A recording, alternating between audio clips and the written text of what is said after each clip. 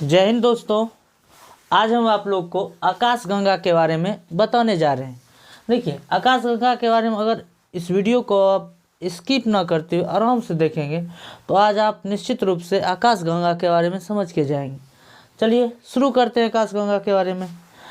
आकाश गंगा के बारे में अगर आप जानना चाहते हैं तो सबसे पहले आप ये जानिए कि तारों के असंख्य समूह को हम क्या कहते हैं? आकाश गंगा कहते हैं। ब्रह्मांड में तारों की कोई कमी नहीं है और तारों के जितने भी समूह होते हैं उस पूरे समूह को आकाश गंगा कहते हैं।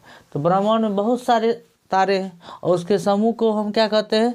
आकाश गंगा। तो चलिए हम जानते हैं कि ब्रह्मांड में आप जानते हैं कि ब्रह्मांड में 100 अरब आकाश गंगा है। कितना आकाश गंगा है? 100 अरब आकाश गंगा है। ब्रह्मांड में 100 अरब आकाश गंगा है और प्रत्येक आकाश गंगा में तारों की संख्या होगी। तो प्रत्येक आकाश गंगा में तारों की संख्या 100 अरब है। बताइए, आकाश गंगा में 100 अरब, ब्रह्मांड में 100 अरब आकाश गंगा है और प्रत्येक आकाश गंगा में 100 अरब तारे हैं। तो आपको ये तो अब तो आप ये समझ चुके होंगे कि ब्रह्मांड में तारों की संख्या कितनी है।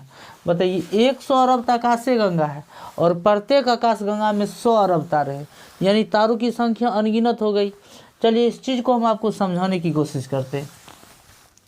जैसे मान लीजिए कि ये है एक तारों का समूह, ये एक तारों का समूह है, ये और ये भी ये एक और है, यह एक तारों का, यह भी एक तारों का समूह है और ये एक है, ये तारों का समूह, यहाँ भी एक तारों का समूह है और यहाँ पर भी एक तारों का समूह। आप फिलहाल आप इस फिगर में देखिएगा कि 1 2 3 4 5 और 6, टोटल यहाँ पर आपको हम 6 आकाश गंगा के बारे में दिखा रहे हैं। आप ऐसा मत है कि केवल 6 ही होंगे, हम आपको पहले कह चुके हैं आकाश गंगा यानी ब्रह्मांड में असंख्य तारों के समूह को आकाश गंगा कहते हैं। असंख्य आप बुझिए रहे तारों को देखकर। इसमें देखिए इधर यानी टोटल कितना है, यहाँ पर आपको टोटल 6 नज़र आ रहे हैं। हम आपको ये समझाने की कोशिश कर रहे हैं। अब देखिए इधर ये टोटल आकाश गंगा है, यहाँ पर टोटल 6 आकाश गंगा के बारे में बता रहे हैं। आप ये समझ चुके हैं कि ये आकाश गंगा में 100 अरब तारे और प्रत्येक आकाश गंगा में 100 अरब तारे हैं। 100 अरब आकाश गंगा और प्रत्येक आकाश गंगा में 100 अरब तारे। यहाँ पर देखिए इधर ये जितना 100 अरब ये जितना आकाश गंगा है, किसी न किसी आकाश गंगा में कोई ना कोई आकाश गंगा में अपना सूर्य भी होगा कि नहीं, क्योंकि आप समझते हैं कि सूर्य भी क्या है? एक तारा है। तो कहीं ना कहीं चलिए मान लेते हैं कि इस आकाश गंगा में यहाँ पर हमारा सूर्य है, ये हमारा सूर्य होगा कि नहीं? तो क्या बताइए, जितने भी आकाश गंगा हैं ब्रह्मांड में, क्या उस आकाश गंगा में हमारे लिए कौन जरूरी है? आप लोग इसमें बताइए। ये 6 आकाश गंगा है, इस 6 आकाश गंगा में हमारे लिए जरूरी कौन होगा? बताइए कौन सा जरूरी होगा? आप समझ सकते हैं कि जिस आकाश गंगा में हमारा सूरज होगा वही आकाश गंगा हमारे लिए एकदम ज़रूरी है। अर्थात ये 2 नंबर जो आकाश गंगा है वो हमारे लिए ज़रूरी होगा। और ये दुनिया का एकदम रीत है कि जिस चीज़ की हमें ज़रूरत होती है उस चीज़ यानी जो अपना होता है उसके लिए हम कुछ स्पेशल नाम देते हैं कि नहीं? जैसे अपना दूसरे किसी घर को हम हाउस कहते हैं, तो अपना घर का क्या कहते हैं? होम ना। इसी तरह बताइए दूसरा आकाश गंगा कुछ अलग नाम देंगे कि नहीं? इस आकाश गंगा को हम कहते हैं, रखा गया है मंदाकिनी। क्या नाम रखा गया है? मंदाकिनी। अगर आप इसको इंग्लिश में कहिएगा, इंग्लिश में इसको कहिएगा मिल्की वे, और इसको और खखोर के कहिएगा दुग्ध मेखला। क्या कहिएगा? दुग्ध मेखला। तो हमारा सूरज किस आकाश गंगा में है? मंदाकिनी आकाश गंगा में हमारा सूरज है ना। तो हमारे लिए कौन सा, इस सब आकाश गंगा में कौन सा आकाश गंगा हमारे लिए ज़रूरी है? तो मंदाकिनी आकाशगंगा में। हमारा सूर्य किस आकाशगंगा में पाया जाता है? तो मंदाकिनी आकाशगंगा में। तो बताइए क्या सभी आकाशगंगा, ये सभी भी आकाशगंगा हैं कि नहीं? लेकिन सब आकाशगंगा क्या मंदाकिनी हो सकती है? कभी नहीं होगा, क्योंकि जिस आकाशगंगा में हमारा सूर्य पाया जाएगा उसी को हम मंदाकिनी कहते हैं। या आप क्या कह सकते हैं कि नहीं, मंदाकिनी एक आकाशगंगा है कि नहीं? हो जाएंगे कि नहीं? मंदाकिनी भी हमारा क्या है? एक आकाशगंगा है। अब देखिए इधर, तो हमारे इस आकाशगंगा में ये देखिए इधर, इस मंदाकिनी को, चलिए हम आगे इस मंदाकिनी को हम कुछ अलग करके बनाते हैं। देखिए यहाँ पर, ये देखिए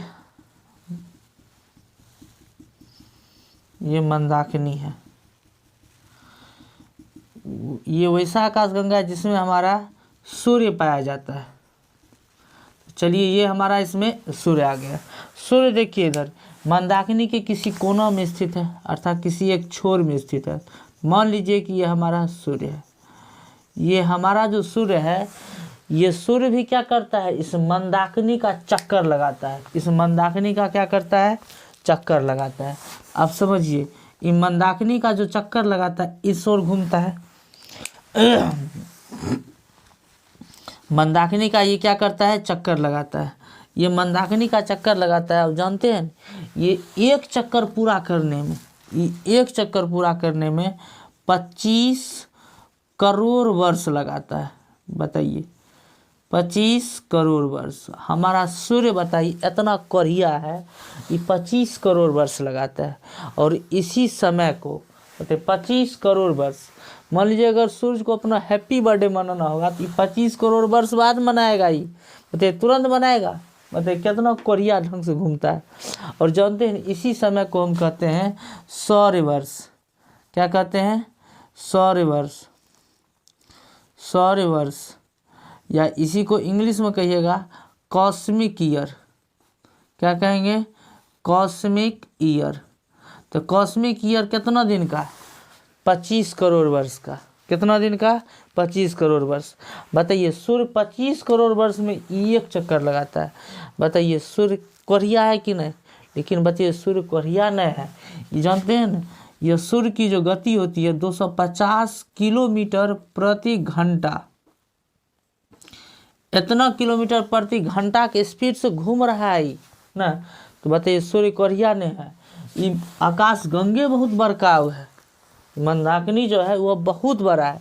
इसीलिए सूर्य जो है वह 25 करोड़ वर्ष बाद अपना एक चक्कर पूरा करता है। और इसी 25 करोड़ को हम क्या कहते हैं? सौर वर्ष, या इसी को इंग्लिश में कहिएगा तो कॉस्मिक ईयर। तो बताइए तो सूर्य अपना एक मंदाकिनी का चक्कर कितना दिन में पूरा कर लेता है? 25 करोड़ वर्ष में। और सूर्य जानते हैं किस दिशा में घूमता है? तो सूर्य पूर्व से पश्चिम दिशा में घूमता है। किस दिशा में? पूर्व से पश्चिम दिशा में सूर्य अपना चक्कर लगाता है। तो बताइए तो ठीक इसी तरह बताइए तो यहाँ पर भी बताइए, यहाँ पर भी सूर्य अपने दिशा में घूम रहा है कि नहीं? तो इसीलिए इस सूर्य क्या करता है? इस पूर्व से पश्चिम दिशा में घूमते हुए 25 करोड़ वर्ष बाद अपना एक चक्कर पूरा करता है। तो ठीक यहाँ पर भी देखिए, अब यहाँ पर समझिए तो सूर्य के ये मंदाकिनी के बारे में समझ गए। इस मंदाकिनी या दुग्ध मेखला को सबसे पहले गैलीलियो ने देखा था। किसने देखा था? गैलीलियो। इसका किसने सबसे पहले देख लिया? तो गैलीलियो ने देख लिया। अब देखिए इधर, जब ये तीन आकाशगंगा का समूह, जब 3 आकाशगंगा का समूह एक साथ हो जाएगा, इस 3 आकाशगंगा के समूह को हम क्लस्टर कहते हैं। 3 आकाशगंगाओं के समूह को हम क्या कहते हैं? क्लस्टर कहते हैं। 3 आकाशगंगाओं के समूह को क्या कहते हैं? क्लस्टर, या आप इसे कह सकते हैं सुपर क्लस्टर। क्या कहिएगा? Super cluster. 3 आकाशगंगाओं के समूह को क्लस्टर या आप सुपर क्लस्टर कहते हैं। ठीक इसी तरह यहाँ पर भी देखिए आप 3 आकाशगंगा है, इसमें 3 आकाशगंगा के समूह को हम क्या कहेंगे? क्लस्टर या सुपर क्लस्टर कहेंगे। कोई दिक्कत इसमें? यहाँ तक क्लस्टर या सुपर क्लस्टर। अब देखिए इधर ये आकाशगंगा है, अपन जो मंदाकिनी, इसका भी कोई आकाशगंगा होगा कि नहीं? तो मंदाकिनी के सबसे नज़दीक का आकाशगंगा ये कहलाता है देवयानी। क्या कहलाते हैं? देवयानी। मंदाकिनी के सबसे नज़दीक क्या आकाशगंगा क्या कहलाता है? देवयानी। इस देवयानी को आप कह सकते हैं इंग्लिश में एंड्रोमेडा। एंड्रोमेडा देवयानी कहिए या क्या कह सकते हैं? एंड्रोमेडा। तो पूछेगा बताइए हमारा सूर्य यानी हमारी मंदाकिनी या मिल्की वे या दुग्ध मेखला उसके सबसे नज़दीक का आकाशगंगा कौन हो जाएगा? देवयानी। क्या हो जाएंगे? देवयानी। ठीक इसी तरह ये यहाँ पर भी अब देखिए ये हमारा सूर्य है, तो इस सूर्य के नज़दीक में सूर्य के बाद यहाँ पर एक और तारा है जिसका नाम है प्रॉक्सिमा सेंचुरी। प्रॉक्सिमा सेंचुरी, ये देखिए इधर सेंचुरी, यह सूर्य से सबसे नज़दीक का तारा है। जानते हैं यह सूर्य से सबसे नज़दीक का तारा है। इस सूर्य से सबसे नज़दीक का तारा है और ये इतना नज़दीक है कि अगर इसको यह सूर्य से सबसे नज़दीक का तारा, तो आप बताइए आपसे अगर ये पूछा जाए कि बताइए सूर्य से सबसे नज़दीक का तारा कौन? Proxima Centauri. पृथ्वी से सबसे नज़दीक का तारा कौन? तो ये सूर्य हो जाएगा। आपको पूछेगा हमारी मंदाकिनी जो है उसका सबसे नज़दीक की आकाशगंगा कौन हो जाएगी? देवयानी हो जाएंगे। आपसे अगर ये पूछ दिया जाए बताइए हमारी पृथ्वी से दूसरा सबसे नज़दीक का तारा कौन हो जाएगा? बताइए सूर्य होगा या प्रॉक्सिमा सेंचुरी? आप आराम से कह सकते हैं प्रॉक्सिमा सेंचुरी। इस तरह से हमारे सूर्य में आकाशगंगा में आकाशगंगा का इस तरह से फॉर्मेशन चलता है। तो आप बताइए तो सबसे नज़दीक के मंदाकिनी क्या हो जाएंगे? देवयानी। और सबसे नज़दीक का तारा सूर्य, दूसरा सबसे नज़दीक का तारा प्रॉक्सिमा सेंचुरी। इस तरह से देखिए इधर इस तरह से चलता है। अब बताइए मंदाकिनी को सबसे पहले किसने देख लिया? गैलीलियो ने। अब बताइए अब इसका आकार कैसा होगा हमारी मंदाकिनी का ना? अब देखिए इधर मंदाकिनी का जो आकार होता है ना वह होता है स्पाइरल या कहिएगा सर्पिलाकार। हमारी मंदाकिनी का जो आकार होता है वह होता है सर्पिलाकार या कहिएगा स्पाइरल। सर्पिलाकार का मतलब स्पाइरल का मतलब समझिए क्या होता है। मान लीजिए कि एगो ना घर है, अगर मान लीजिए अगर भरने की तारा और भरने की कोशिश कीजिएगा बताइए इसमें कितना हटाइएगा? 150-25 हटाइएगा। तो हमारा जो तारा है यह इस तरह से नहीं है। हमारा तारा है कि मान लीजिए एक परत गया, ओई पर से वो दूसर परत आ गया, फिर ओई पर से वो तेसर परत, फिर ओई पर से चौथा परत, मतलब परत पर परत बैठल है तारा। अगर बताइए परत पर परत बैठल होगा तो हमारा तारा का आकार कैसा हो जाएगा? हमारी आकाशगंगा का आकार कैसा हो जाएगा? सर्पिलाकार। कैसा हो जाएगा? सर्पिलाकार। आप सर्पिलाकार कह सकते हैं स्पाइरल। क्या कह सकते हैं? स्पाइरल। अब देखिए स्पाइरल जैसे मान लीजिए परत पर परत रहेगा कि नहीं, जैसे स्प्रिंग को देखते हैं परत पर परत रहता है कि नहीं, और यहाँ पर इस तरह से जाएगा कि नहीं, तो अर्थात ये स्प्रिंग के भांति रहता है सर्पिलाकार। इस तरह से स्पाइरल रहेगा ना। स्पाइरल रहेगा तो बताइए एक पर एक आते चलेगा कि नहीं। तो हमारी आकाशगंगा का आकार कैसन है? स्पाइरल यानी सर्पिलाकार। 80% आकार इसका स्पाइरल है यानी सर्पिलाकार है। आप इसको समझ चुके हैं। तो आकाशगंगा का आकार कैसन हो जाएगा? सर्पिलाकार यानी स्पाइरल। अब देखिए इधर अब हम आपको बताते हैं एक चीज़ आप समझिए। हमारे ब्रह्मांड में आकाशगंगा है ना। अब देखिए इधर तारों का ये बहुत बड़ा समूह है। ये तारों का ये बहुत बड़ा समूह है। यहाँ पर बहुत सारे तारे हैं। देखिए इधर यहाँ पर समझिए ये मंदाकिनी है हमारा। इसी मंदाकिनी में कहीं न कहीं हमारा सूर्य होगा। देखिए सूर्य थोड़ा बड़ा बना देते हैं ताकि आपको दिखाई दे। यह देखिए ये सूर्य है कि नहीं। तो सूर्य के देखिएगा सूर्य से सबसे दूर स्थित सबसे दूर में तारों का जो समूह होगा, इस तारों के समूह को हम तारामंडल कहते हैं। क्या कहते हैं? तारामंडल। सूर्य से सबसे दूर तारों के समूह को क्या कहते हैं? तारामंडल। इससे तनिए जो दूर रहेगा थोड़ी दूरी पर तारों के समूह को इसे कहा जाता है नक्षत्र। क्या कहा जाता है? नक्षत्र। लिखा था नक्षत्र। देख लीजिए, नक्षत्र कहते हैं। और इससे सबसे कम दूरी पर स्थित तारों के समूह को इसे कहा जाता है ग्रह। क्या कहा जाता है? ग्रह। तो सूर्य से सबसे दूर स्थित तारों के समूह को क्या कहते हैं? तारामंडल। उससे कम दूरी पर स्थित तारों के समूह को नक्षत्र ना। और इससे सबसे सूर्य से सबसे कम दूरी पर स्थित तारों के समूह को क्या कहते हैं? ग्रह। आप जानते हैं कि तारा, अब समझिए, ये तारामंडल जो है यह टोटल 89 है। कितना तारामंडल है? 89 गो। और नक्षत्र की संख्या 27 और ग्रह की संख्या 8। बताइए इसी ग्रह में कहीं ना कहीं अपन पृथ्वी होगा कि नहीं? कहीं ना कहीं अपन वो पृथ्वी होगा। इसी ग्रह में रहते हैं कि नहीं? अर्थात पृथ्वी भी इसी ग्रह में कहीं ना कहीं होगा। आप सोच कर बताइए कि हमारी पृथ्वी पर सर्वाधिक प्रभाव किसका पड़ेगा? तारामंडल की नक्षत्र का? बताइए किसका पड़ेगा? नक्षत्र का पड़ेगा कि नहीं? और यही नक्षत्र क्या करता है? पृथ्वी पर प्रभाव डालता है।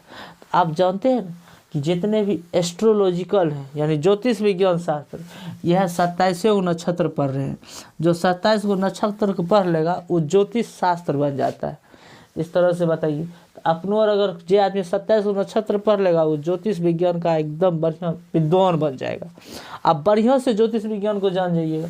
तो आप यो बुझ रहे हैं कि हमारे पृथ्वी पर सर्वाधिक प्रभाव कौन डालेगा? तारामंडल तो डालेगा नहीं। कौन डालेगा? नक्षत्र डाल देगा। तो इसकी संख्या आप समझ चुके हैं। तो आई होप आप सब, लगता है कि आप लोग इस चीज़ को आप अच्छे तरीके से समझेंगे और आप इस चीज़ को अच्छे से रिवीजन कीजिए। और जाते जाते आप लोग से एक सवाल है, इस सवाल का आंसर, इस क्वेश्चन का आंसर आप हमें कमेंट बॉक्स में आप दे सकते हैं। आपसे ये क्वेश्चन है कि आपको बताना है पृथ्वी का सबसे दूसरा नज़दीकी तारा कौन है? क्वेश्चन को आप सही से सुनिए, पृथ्वी का सबसे दूसरा नज़दीकी तारा कौन है?